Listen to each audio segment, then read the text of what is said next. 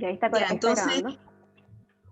entonces, grabando. algunos saben más o menos qué es ser afrodescendiente. Bueno, eh, la población afrodescendiente, el pueblo tribal afrodescendiente, somos aquellas personas que descendemos, como dice la palabra, de las personas esclavizadas que llegaron a Chile. Porque en Chile sí hubo esclavización de esclavitud de personas africanas que llegaron a nuestro territorio. Algunos por el norte, por donde estamos ahora, que es Arica, o sea, donde estoy yo, no sé si dónde están ustedes, en Santiago, ¿no? Pero la lanza es de Arica. eh, por ejemplo, que llegaron a Arica por el virreinato del Perú, o algunos llegaron a los puertos de Antofagasta, a los puertos de Iquique, que también era Bolivia y Perú, pero también llegaron a Coquimbo, que llegaron a Valparaíso, que llegaron hasta Concepción. Entonces, en Chile sí hubo población africana esclavizada, en la cual se levantó el país en virtud de la esclavitud, porque la esclavitud, ¿qué hacía? ¿Cierto? Una mano de obra barata para la nueva república. Entonces, desde antes que llegaran los españoles, sí habían personas esclavizadas, y con la colonización se extendió mucho más la esclavitud en nuestro país. Entonces, esos somos las y los afrodescendientes.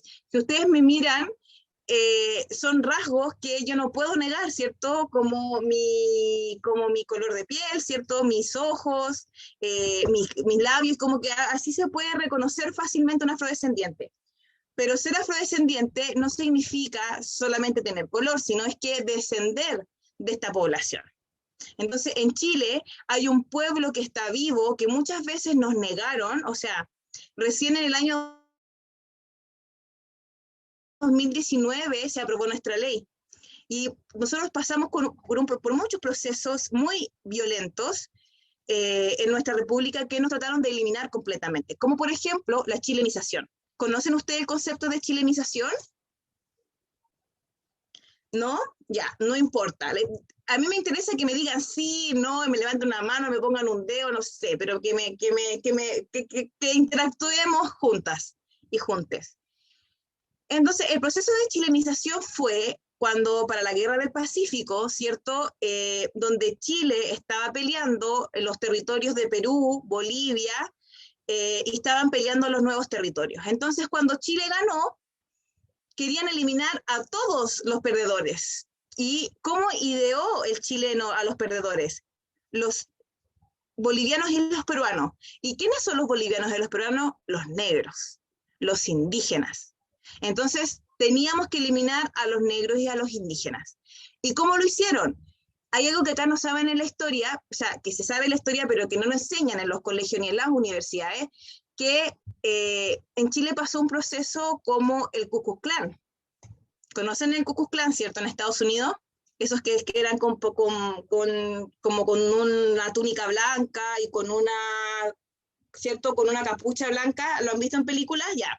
Aquí pasó lo mismo, y eso no lo cuentan en los libros de historia. ¿Cómo pasó lo mismo? A nuestras familias le rayaban con alquitrán una X. Si tú tenías una X en tu casa, tú tenías que arrancar y tenías que irte, ¿a dónde? Al Perú o a Bolivia. Y eso pasamos nosotros, y eso pasó mi familia. Tengo un tío que se tuvo que esconder en un pozo para que no lo mataran, y era chileno. Pero como era afro, como era negro, tuvo que esconderse. Entonces, esa es nuestra historia. En Chile sí hay población afrodescendiente. Recién en el año 2019 pudimos tener bajo mucha insistencia, el movimiento afrodescendiente tiene 20 años en Chile. O sea, organizaciones. Es decir, nosotros como familias, todas nuestras familias, esperemos, todas nuestras familias sabemos que somos afrodescendientes, pero por todo este racismo institucional, es decir, cuando el Estado se crea, ¿cierto? Lo que quiere hacer es eliminar a los afrodescendientes, eliminar a los indígenas, y cuando el Estado se crea, lo que busca hacer es eliminar todo residuo del enemigo de guerra. Entonces, cuando... Oye, esperemos un ratito, que está mi gato rañándome la, la puerta. Esperemos un momento.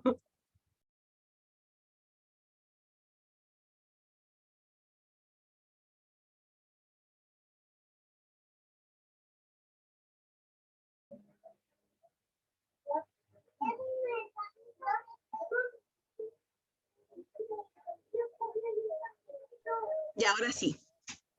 Disculpe, pero son emergencias que uno no puede dejar pasar. Entonces, cuando el Estado crea la República de Chile, lo crea bajo un concepto que es el Estado blanco, ¿es cierto? Somos los jaguares de Latinoamérica.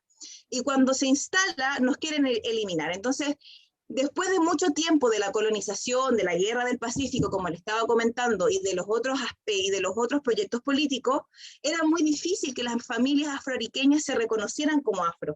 Pero nosotros sí sabíamos quiénes eran, ¿cierto? Esta familia que vive allá, esta familia que vive del Valle, por tanto, sabíamos, pero no nos organizamos. El año 2000, dos mujeres, ojo, que nuestro movimiento se caracteriza porque quien los impulsa son las mujeres. Es un movimiento matrilineal, ¿cierto? No es un movimiento que lo impulsan los hombres, pero ahí después vamos a hablar y cómo lo relacionamos con el Día Internacional de la Mujer.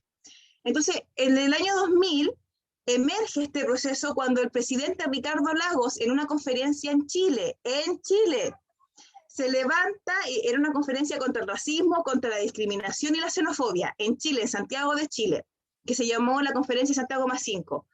Bueno, y el presidente Ricardo Lagos de ese entonces dice, bueno, pero aquí en Chile lamentablemente no existen afrodescendientes porque se murieron del frío. Y gracias a las ancestras,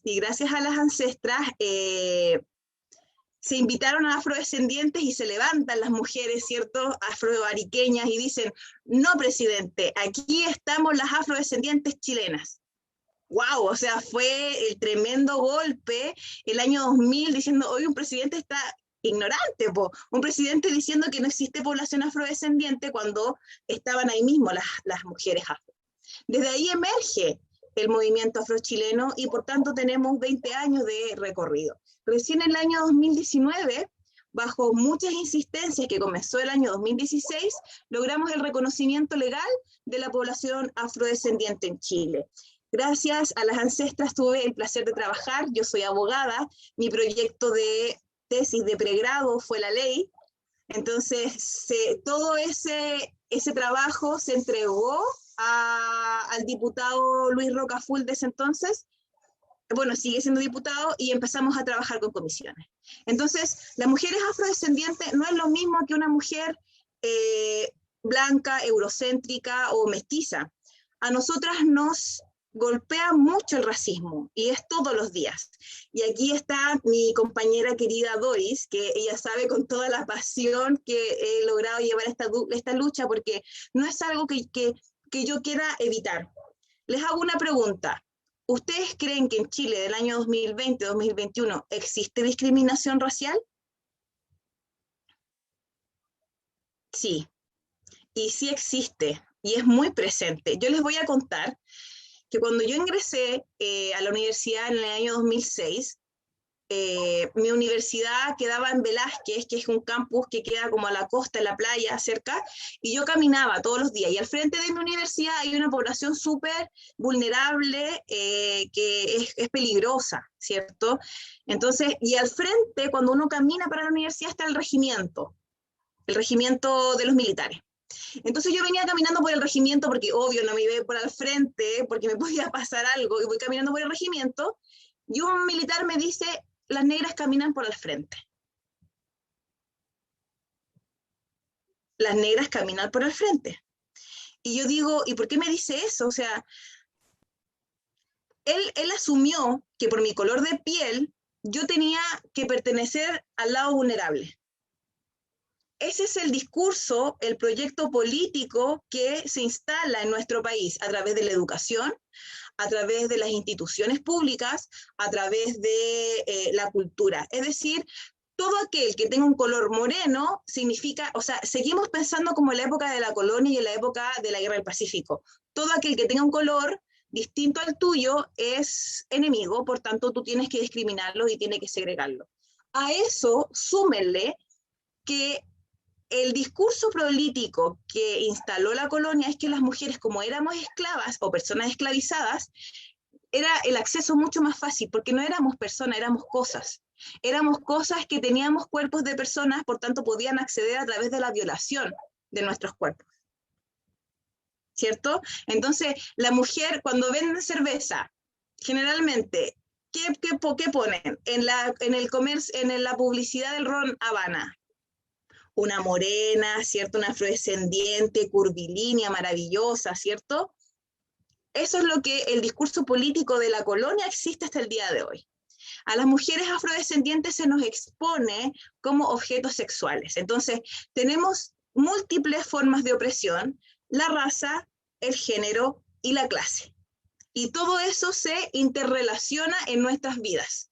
Si ustedes supieran que como joven profesional me dicen, bueno, Camila, tú ya eres abogada, has trabajado en diferentes espacios, ¿es distinto? No, no es distinto. Siempre es a nosotras, además de ser mujer, que tenemos que demostrar 3 veces más nuestras capacidades. Al ser afro o indígena, tenemos que reforzar esas capacidades porque creen que no podemos, que no somos suficientes. Entonces, desde ahí nace nuestra lucha. Yo soy parte de la colectiva de mujeres afrodescendientes Luanda, de Arica, que nace en el año 2010, con el fin de reivindicar y de transformar esta percepción a que somos sujetas de derecho. Sujetas de derecho que no solamente estamos para bailar, porque así nació Luanda. Luanda nació cuando en una comparsa afrodescendiente nos dicen, ustedes no pueden, nosotros queríamos entregar panfletos políticos por el censo, para que nos contabilizaran, y nos dicen, saludos compañera, hay una compañera de Luanda aquí, la presidenta de Luanda, así que estamos apoyadas, donde nos dicen, ustedes no entreguen el discurso, ustedes bailen. Ustedes bailen. ¿Por qué? Porque creen que nuestra única posición es bailar y entretener. Y no es así. También las mujeres afrodescendientes, además de bailar, que sí, bailamos bien, eso no hay que negarlo, pero somos más allá de bailar bien. O sea, pensamos, somos activistas políticas, somos profesionales, tenemos oficios, somos madres, somos hijas, somos hermanas. Es decir, tenemos todo un contexto que no se desarrolla solamente desde el objetivo del cuerpo, desde nuestra corporalidad, sino desde otros espacios. Entonces, desde ahí nace Luanda, y que nuestras líneas de trabajo son súper claras. Pueden agregar a Luanda al Instagram, es Colectiva Luanda. Nosotras tenemos líneas de trabajo de educación, de derechos sexuales y reproductivos, y por supuesto la reivindicación del pueblo tribal afrodescendiente chileno. Entonces, para que no sea esto un monólogo, me gustaría, si tienen alguna duda, algún comentario, qué les gustaría saber de nosotras las mujeres afrodescendientes. ¿Conocían la historia? ¿Sabían que en Chile había población afro? ¿Creían que solamente la población es desde la nueva migración? Les Yo escucho. quería comentar que, bueno, me interesó harto esta charla que dieron los chiquillos del CEFO, por eso, porque en realidad me sentía muy ajena como eh, a este movimiento, a esta rama del feminismo, porque no, en realidad nunca había tenido ningún contacto con información de ningún tipo sobre el tema, entonces de verdad todo lo que dijiste me dejó así perpleja porque no tenía idea. Y eso mismo me sorprende mucho, que no sepamos, sobre todo ahora que es como la era de las comunicaciones y que aún así, con tanta información a la mano, yo al menos no tenga idea de nada de lo que dijiste. Así que estoy muy agradecida porque, de que estés aquí y nos enseñes un poco. No, muchas gracias, Caro. De todas maneras, esto no tiene que ver con, hay que pensar algo, esto no tiene que ver solamente con el acceso a la información, esto tiene que ver con los proyectos políticos que el Estado está instalando. El Estado instala un proyecto unitario, es decir, elimina toda la diversidad cultural. O sea, del hecho que estamos peleando ahora por una nueva constitución donde reconozcan a los pueblos indígenas, es un elemento que nos dice, wow, o sea, no todos somos iguales, pero tenemos que tener los mismos derechos. Entonces, el proyecto político del Estado es decir, somos los jaguares de Latinoamérica, somos eurocéntricos, todo lo que viene de Europa es lo mejor, y nosotros tenemos que acceder a esa información. Y una de las líneas que trabaja Luanda es la decolonialidad y el antirracismo. ¿Qué significa esto?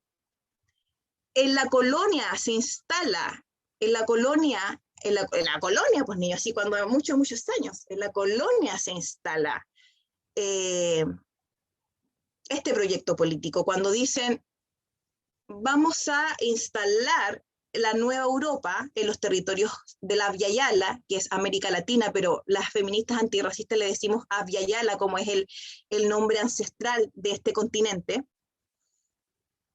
y vamos a hacer una pirámide social. ¿Y quiénes están en la pirámide? Bueno, en la pirámide social están los colonizadores, los que vienen, los hijos de ella, los mestizos, los que traemos acompañándole, los indígenas y recién los negros y las negras.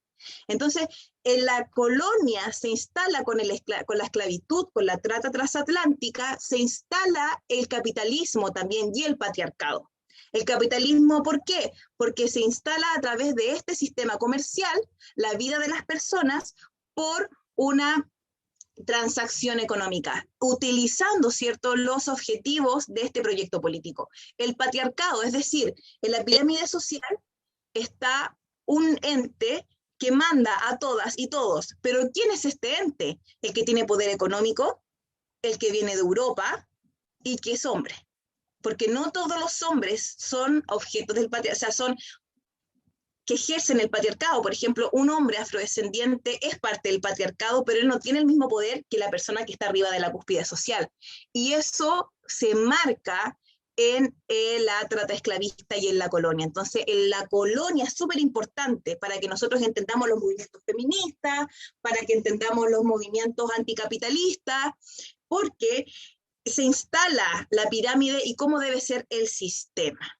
Entonces, son parte de los proyectos políticos y Luanda tiene una línea antirracista, es decir, en contra del racismo y de la colonialidad, porque lo que sucede ahora no es lo mismo, porque ahora no estamos en la colonia, ¿cierto? Estamos en el siglo XXI, pero los efectos de la colonia se llaman colonialidad. Es decir, lo que decimos, lo que le comentaba anteriormente, ¿cómo puede ser que en el año 2016 a un afrodescendiente le diga a las negras tienen que caminar por al lado? O sea, es que las negras no tienen este espacio, efectos de la colonia, ¿cierto? Y que aún siguen. Y si nosotros nos vamos ahora al proceso de nueva constitución, ese es otro tema que podemos conversar si a ustedes les interesa.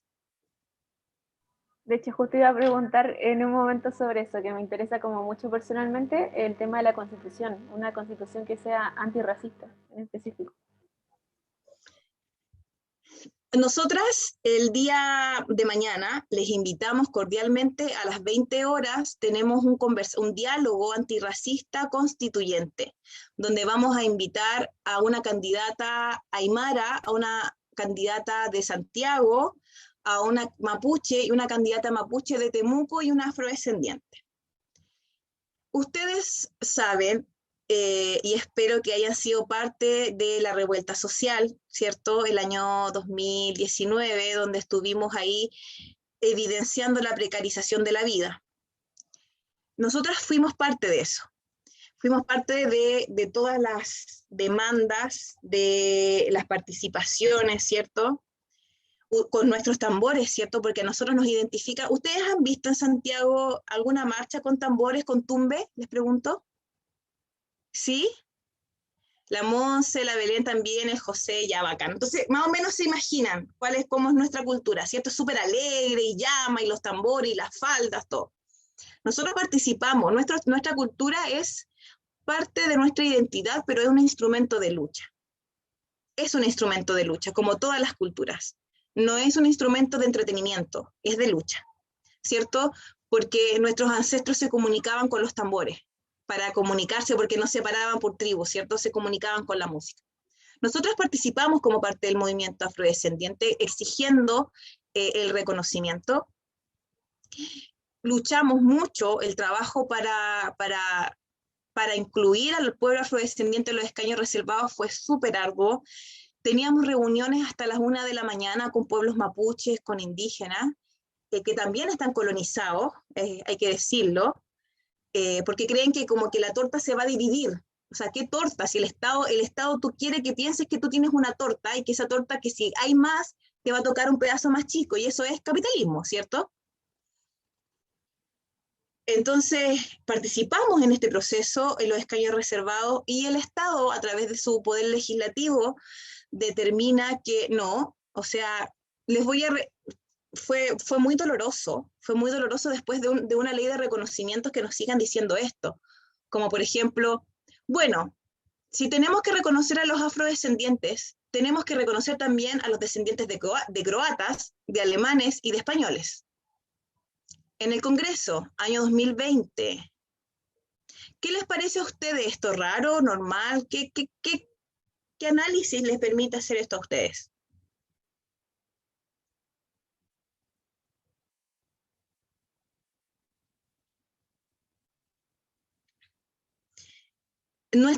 La llegada de los españoles y de los croatas fue en mismas condiciones que las personas esclavizadas africanas. Yo iba a decir algo, pero tuve que conectar mi compu, por eso no hablé al tiro, pero me parece como una reacción o un comentario muy similar a lo que dice de repente la gente como, ay, pero si los hombres igual nos matan, o no sé, como comparar en fondo grupos, asimilando la opresión de cierto grupo con otra realidad de, no sé, en este caso alguien europeo con alguien afrodescendiente, que la realidad es totalmente distinta. Claro. Así es, gracias, Caro. Usamos esa misma palabra para el recurso de protección. Asimilar la colonización voluntaria, donde los estados les financiaron la llegada a los territorios chilenos con un sistema de esclavitud. Eso lo dijeron los y las diputadas de la República año 2020, 15 de diciembre del 2020. Por tanto, por todo ese discurso de racismo y de ignorancia, porque no puede decir otra cosa, los y las afrodescendientes del pueblo quedamos fuera de los escaños reservados.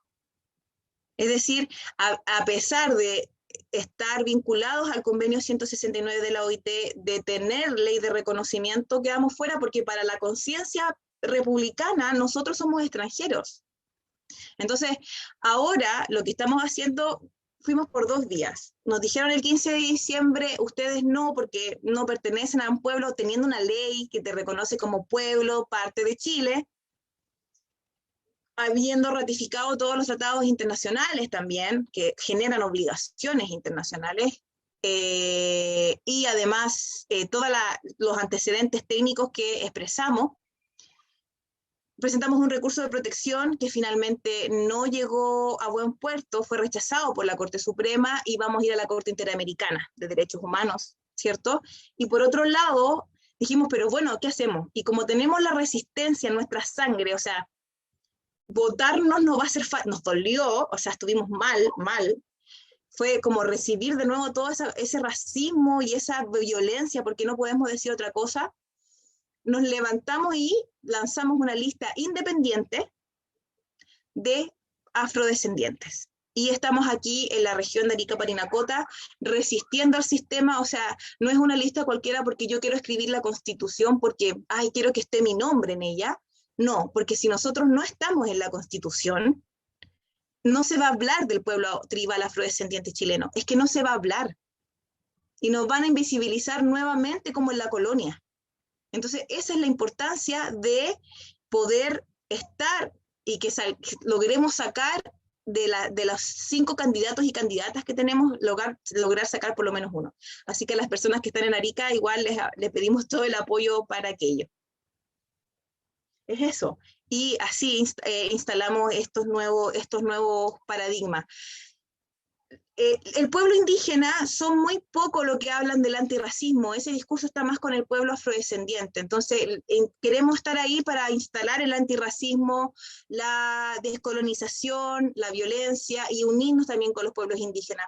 Así que mañana les invitamos a un diálogo feminista antirracista a las 20 horas para que lo puedan seguir por el Facebook de Luanda.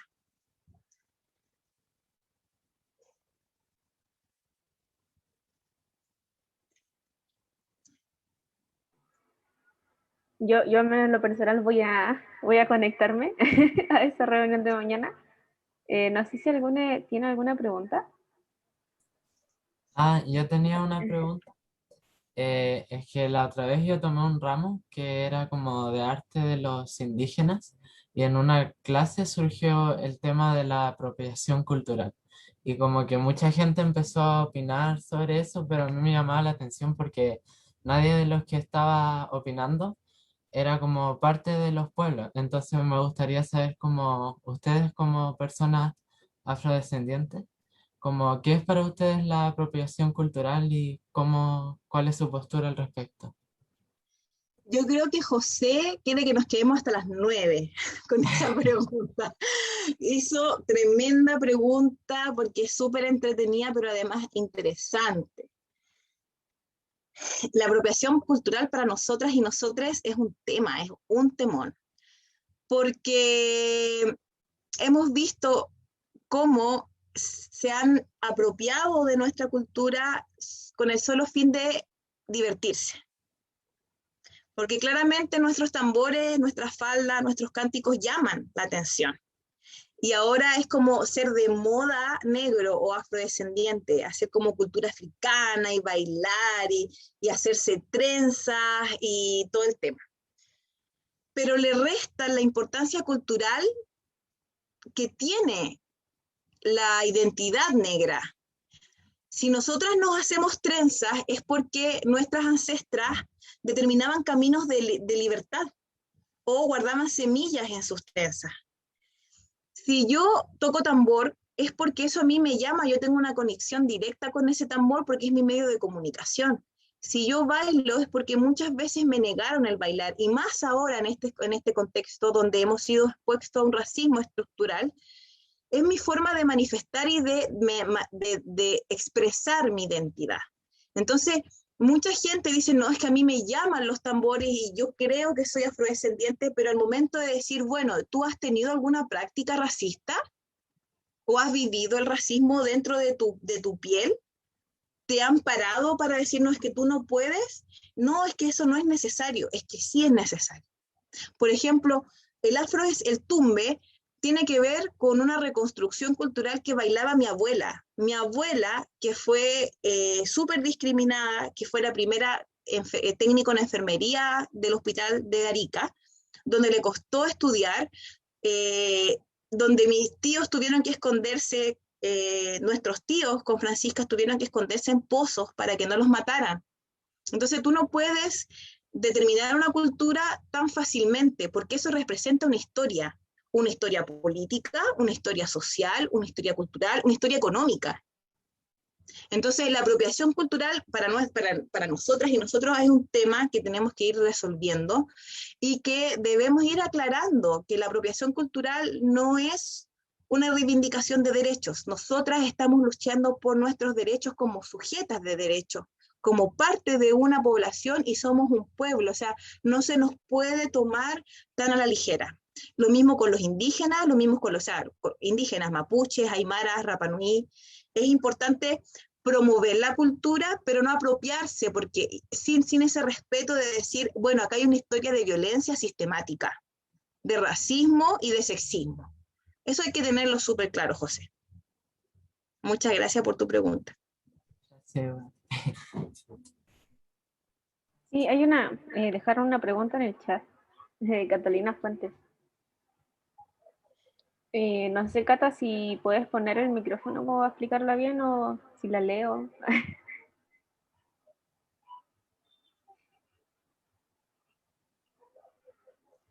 Ya la leo, ok. Ya. ¿El simple hecho de que alguien se haga trenzas se vuelve apropiación cultural o es en el caso de que se apropien, valga la redundancia, del significado que eso tiene? Es como... Claro, la apropiación cultural se determina cuando la persona dice yo soy de esa cultura y por eso yo me hago trenza, sin haber vivido las situaciones que trae esa cultura. Pero si yo me hago un día trenza, pucha, me voy a ver bonita y voy a, no sé, cuando vas al Caribe, ¿cierto? Te haces trenza y es como vivir la experiencia. Pero decir, oye, yo me hago trenzas porque yo soy afrodescendiente sin haber vivido una historia, del pueblo afrodescendiente, eso te hace apropiación cultural. O practicar el tumbe carnaval y decir, no, es que yo lo bailo porque me gusta, yo bailo porque me mueve, pero sin entender el significado político de lo que tiene esa danza, es una apropiación cultural. Es decir, cómo uno lo siente en realidad, porque yo puedo usar, por ejemplo, no por el hecho que yo use un pañuelo morado me voy a identificar feminista si yo tengo prácticas patriarcales, por ejemplo. ¿Cierto? Si yo me digo feminista, me pongo un pañuelo morado para el 8M, pero sigo criticando a mi compañera cómo se viste, cómo se ve, o sigo compitiendo con ella, no sé, el usar pañuelos morados no me va a hacer feminista. ¿Cierto? No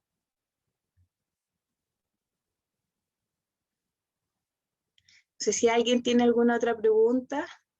Gracias a ti, Cata. Aprovechemos que somos pocas. O sea, no es como una pregunta, pero hace un rato dijiste algo como, más adelante vamos a hablar sobre como el 8M y el colectivo o algo así. No sé si estoy loca o qué, pero no sé si ya tocaste ese tema o aún no. Sí, hemos hablado de la colectiva Luanda, hemos hablado de lo que significa el feminismo negro, cómo lo hemos vivido nosotras y cómo estamos en la lucha, porque el feminismo no es antirracista, el feminismo es súper hegemónico. Nosotras cuando por el año 2011 llegamos, imagínense igual, chiquillas, nosotros estamos en Arica, para llegar a Santiago tenemos que tomar un avión. No muchas tenemos el acceso a tomar un avión, y eso es real. Cuando se hacían encuentros feministas por el año 2011, por ejemplo, cuando nosotras llegamos a los primeros encuentros nos decían, ¿en verdad en Chile hay negras? Nosotras sí, acá estamos, y estamos vivas y tenemos una historia. Cuando quedamos fuera del proceso constituyente, no muchas organizaciones feministas se alzaron la voz, porque no lo ven como lucha, entonces siguen reproduciendo la escala social. El feminismo es hegemónico y cree que solamente la lucha que tienen es la única, y no es la única. Por ejemplo, nosotras las afrodescendientes luchamos por el derecho al aborto porque sabemos que es necesario regularizar estas prácticas que se hacen históricamente, pero nosotros no hablamos del aborto desde la misma situación, porque históricamente las poblaciones indígenas y afro se han realizado remedios, así la llaman nuestras abuelas, remedios. Entonces, nosotros vamos por otras cosas, por ejemplo, el territorio, las aguas, nuestra identidad cultural, nuestra participación efectiva en espacios públicos. Entonces, hay una frase histórica que la dijo Angela Davis, que es una de las principales propulsoras del Black Feminist, ¿no? Del feminismo negro. ¿El feminismo será antirracista o no será? Es decir, no puede existir un feminismo sin ser antirracista, sin ser anticapitalista, ¿cierto? Porque tú estás determinando que existen mujeres con otros derechos y no estás viendo los derechos de otras que están abajo. Y es por eso que nosotras instalamos el feminismo antirracista en todos los espacios que nos logran invitar.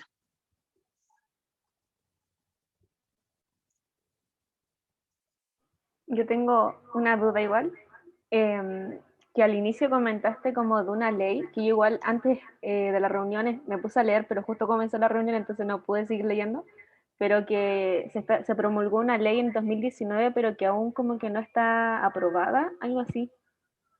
Como Ya. que no... La ley, nosotros trabajamos, bueno, les conté que trabajamos 20 años, ¿cierto?, para el reconocimiento de nuestra ley. La ley está aprobada, publicada, y como dice el artículo 8 del Código Civil, no se puede determinar ignorancia cuando una ley está publicada. Así que ustedes acaban de conocer una nueva ley de su país, la ley 21.151. La ley 21.151 está vigente, es una ley muy cortita, de 7 artículos, que determina que somos parte, que reconoce al pueblo tribal afrodescendiente en Chile, que somos parte de la trata esclavista, o sea, una ley súper potente. Es decir, Chile reconoce que hay esclavos, y lo reconoce también en su constitución. Nosotras con Luanda sacamos un libro que somos coautoras, no lo tengo aquí, que habla de todo el proceso, el año 2019 también. Habla de todo el proceso histórico. Chile, y ahí decimos, ¿cierto? La colectiva Luanda dice, Chile reconoce a través de su ley que somos parte de un pueblo. Tiene súper pocos artículos. Primero, reconoce que somos parte de un pueblo, que somos patrimonio. Reconoce que todos los niveles educacionales, infancia, básica, media y universitaria, deben enseñar la cultura afrodescendiente. Obliga al Estado a incorporar en el censo a la población afrodescendiente. Vincula el convenio 169, que está vigente en Chile, a los afrodescendientes y determina que todas estas acciones o áreas deben ser implementadas a través de reglamentos. Porque una ley de la República existe como ley, pero quien la implementa son los reglamentos administrativos. Lamentablemente, hasta esta fecha no hemos podido tener los reglamentos vigentes. Eso el Estado el Estado nos saca de la importancia porque dice ahora estamos en pandemia, lo que importa es la pandemia, por tanto los afrodescendientes no es necesario, pueden esperar. Y ahora estamos en eso, estamos esperando que reactivemos las comunicaciones con el Ministerio de Desarrollo Social para elaborar los reglamentos. Así que sí, esa ley está vigente, es ley de la República, pero no ha podido ser aplicada, pero nosotros igual la sacamos, porque, o sea, es una ley de la República, y los mismos parlamentarios que aprobaron la ley el año 2019, el año 2020 dicen que no podemos estar en la Constitución. Es así, para que ustedes conozcan la historia de también las mujeres, y como les decía anteriormente, el movimiento es impulsado por mujeres negras. Tenemos muy pocos compañeros varones que están dentro del movimiento, pero es impulsado por mujeres negras. Así que ahí aguantando, haciendo resistencia y dando todas nuestras fuerzas ahora a lo que es la campaña por la lista Súmate Ahora de Arica.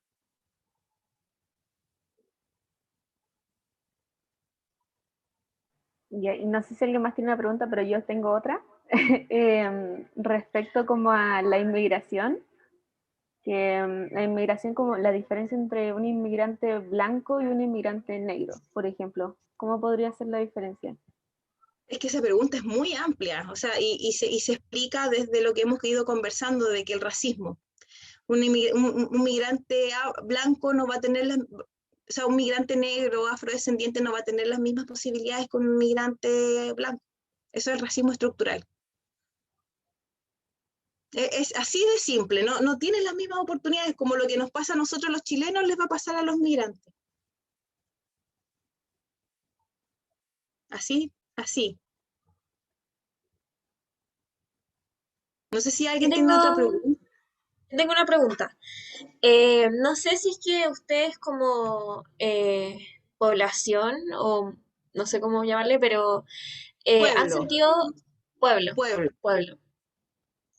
Ustedes como pueblo, no sé si han sentido alguna diferencia como sociocultural en los tratos, en la misma discriminación, desde que empezó esta migración más masiva desde otros países como Haití, donde hay gente negra, no afrodescendiente, pero que bueno, me imagino que la gente como que piensa que es lo mismo. No sé si han sentido alguna diferencia como sociocultural eh, con ese como cambio un poco en la población chilena. O sea, la población negra se hizo más visible, llegaron más, ¿cierto? Entonces, eso es lo primero. Y diferencia sociocultural es lo mismo, el racismo ha aumentado y lamentablemente el racismo ahora cambió, no cambió de foco, sino es que aumentó su extensión a la población afrodescendiente migrante, pero nosotros nos siguen discriminando, o sea, he sido como súper determinantes en explicarles ciertos hitos para que ustedes entiendan lo que estamos pasando los afrochilenos y las afrochilenas. Y eso se aumenta cuando es una población migrante. Lo que sí ha cambiado es que somos más visibles. Y por supuesto, Caro, va a venir otra nueva generación de afrochilenos. ¿cierto? Porque nosotros somos los afrochilenos que llegaron en la colonia, pero ahora va a haber otra población afrochilena, y esa es una situación que vamos a tener que discutir próximamente como pueblo.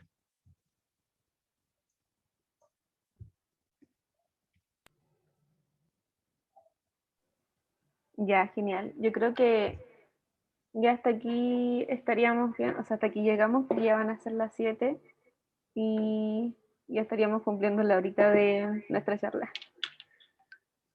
Así que Súper. eso. Así que nada, agradecerles su impulso, la instancia, agradecer a las ancestras siempre que ahí están, que me permiten estar aquí con ustedes, apoyando, ¿cierto?, a Aranza, que es hija de mi compañera Doris. Nosotras con Doris fuimos compañeras de una asociación de funcionarios, que no fue menor, y las mujeres somos súper fuertes. Para conmemorar este Día Internacional les felicito por conocer una cultura que tal vez no la conocían tanto, pero ahora sí. Así que fuerza, chiquillas, sigan con esta articulación estudiantil, que es lo más importante. Muchas gracias, Cami. Yo en realidad soy de Colá, quería más que nada conocer un poco más, como ya te conozco que eres una excelente mujer y más que guerrera, entonces quería yo también saber un poco más y en realidad fue bastante interesante, así que muchas gracias. Gracias a usted, gracias Dori, como siempre. Y Aranza igual por instalar un poquito de tu tierra en Santiago. Sí, estoy porque justo me puse a hablar con mi mamá respecto a que estábamos planeando la semana y surgió la idea y fue como, hagámoslo. Y hablé con el centro de estudiantes y a todos les encantó, así que muy bacán que, o sea, muchas gracias por haber hecho esto. Ya, pues nos estamos viendo entonces. Muchas gracias. Gracias, Gracias. chao. Muchas gracias.